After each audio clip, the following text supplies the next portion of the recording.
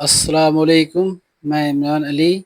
आज हम आए हैं रामपुर शहर शाह जमालुल्लाह रहमतुल्लाह अलैह की दरगाह शरीफ पर उनकी ज़ियारत करने के लिए, और हम इंशाअल्लाह आपको भी दीदार कराएंगे, उनकी ज़ियारत कराएंगे। आप अगर हमारे चैनल पर नए हैं तो हमारे चैनल को सब्सक्राइब करें, बेल का घंटी ज़रूर दबाएं ताकि आपको नोटिफिकेशन मिले, हमारी वीडियो आप सबसे पहले देखें, और वीडियो को शेयर करें, कमेंट करें। चलिए वहाँ आपको हम दरगाह की ज़ियारत कराते हैं और उनकी करामातों के बारे में बताते हैं आपको, उनकी क्या क्या करामात हैं।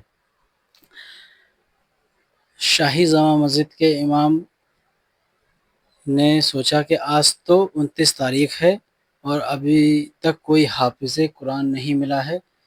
आज तरावी शुरू हो जाएंगी और हाफिज़ कुरान नहीं मिला है, बड़ा मसला ख़राब है। कि चलिए आज मैं हाफिज़ हज़रत सैयद हाफिज़ जमालुल्लाह रहमतुल्लाह अलैह के पास चलता हूँ और उन्हीं से ही इस मसले का हल निकलवाते हैं।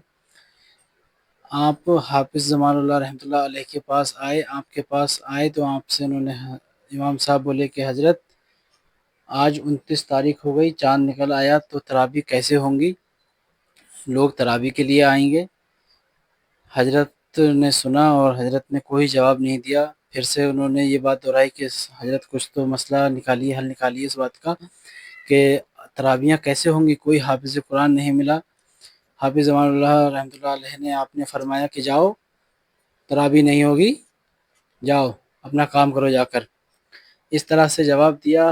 इमाम साहब हैरान होकर चले आए कि कैसे होगा, काश तो 29 तारीख है। इमाम साहब ने इशा की नमाज़ पढ़कर बिस्तर पर लेटे। उनके मन में फिर ख्याल आया, आज तो काम चल गया, अब कल तो 30 तारीख है, कल तो लोग बगैर चाँद देखे ही आ जाएंगे, क्या होता है। फिर से मैं चलता हूँ, हजरत से पूछता हूँ क्या करें।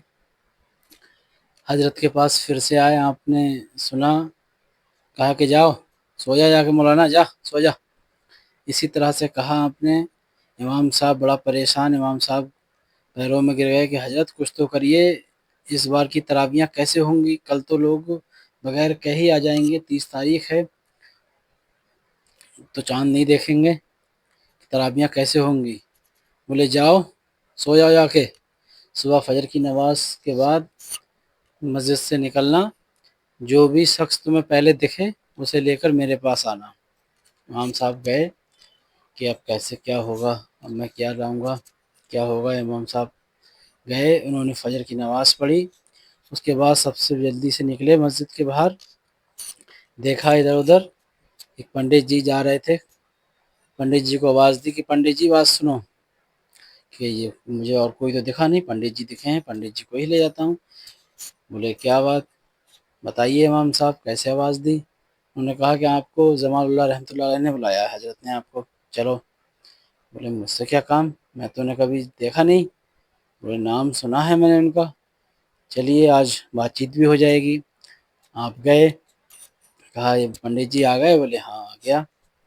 बोले पंडित जी इस बार हाफिज़ नहीं मिले हैं तरावी के लिए, कैसे तरावी होंगी।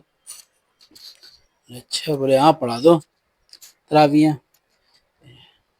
पंडित जी बड़ा परेशान, बोले मैं कैसे पढ़ा सकता हूँ। बोले हाँ पढ़ाइए।